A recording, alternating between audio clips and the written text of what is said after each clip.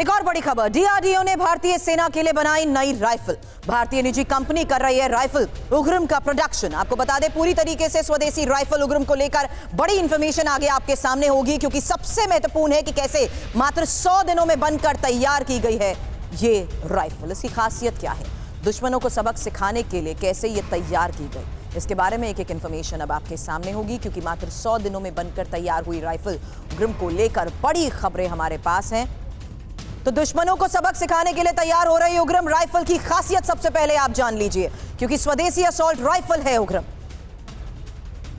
इसी के बारे में एक खास इंफॉर्मेशन मैं आपके सामने रख रही हूं, और साथ ही आपको बता दूं मेरे डिफेंस एडिटर सुमित चौधरी भी इस वक्त स्टूडियो में मुझे ज्वाइन कर चुके हैं। और सुमित, इसकी खासियत अपने दर्शकों को बता रहे हैं हम यहां सबसे पहले उग्रम के बारे में, जो कि स्वदेशी असॉल्ट राइफल है, जिसकी रेंज 500 मीटर बताई जा रही है और वजन 4 किलो से भी कम है। हालांकि 20 राउंड मैगजीन और 7.62 by 51 mm की कैलिबर और स्टील मेटल इसका बताया जा रहा है। लेकिन स्वदेशी उग्रम किस तरीके से दुश्मन का काल साबित होगी, ये जानना भी बहुत जरूरी है। और क्यों पड़ी इसकी जरूरत, सबसे पहले ये जान लीजिए, क्योंकि AK-47 राइफल्स का इस्तेमाल करती है भारतीय सेना, और रूस यूक्रेन युद्ध के चलते AK-47 का आयात भी ठप हो चुका है।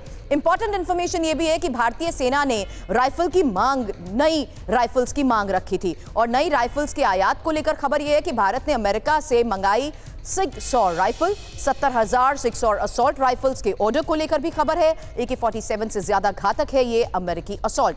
लेकिन आगे होगा क्या, स्वदेशी असॉल्ट राइफल उग्रम के इस्तेमाल को लेकर बड़ी खबरें हैं, और सेना इसका इस्तेमाल करेगी। असॉल्ट राइफल का आयात हालांकि बंद हो रहा है और निर्यात भी संभव है, लेकिन AK-203 राइफल के निर्माण में भी भारत जिस तरीके से जुटा हुआ है। एक क्विक इन्फॉर्मेशन सुमित, मैं चाहूंगी इस पर आपसे, क्योंकि कितनी घातक, कितनी सटीक और कितनी खतरनाक ये हुए, इसके बारे में भी इंफॉर्मेशन, इसकी खासियत के लिहाज से जानना और समझना भी बहुत ज़रूरी है। क्योंकि पूरी तरीके से स्वदेशी DRDO ने जिस तरीके से इसे डिज़ाइन किया है, निजी कंपनी इसका निर्माण कर रही है, इसकी विशेषता जिसके बारे में हम इसकी खासियत के बारे में बात कर रहे थे, उसके मुताबिक ये जानना और समझना भी ज़रूरी है कि किस तरीके से सिंगल शॉट और ऑटोमेटिक मोड में चलने वाली ये राइफल बहुत इंपॉर्टेंट है। और ट्रायल के लिए फिलहाल 5 उग्रम को बनाए जाने का फैसला लिया गया था, और टेस्टिंग के लिए 15 और राइफल मिलेंगी, और हर मौसम में हर हालात में इसके इस्तेमाल को लेकर जिस तरीके से टेस्टिंग की जाने वाली है, उसमें इंपॉर्टेंट है कि बर्फीले इलाकों से लेकर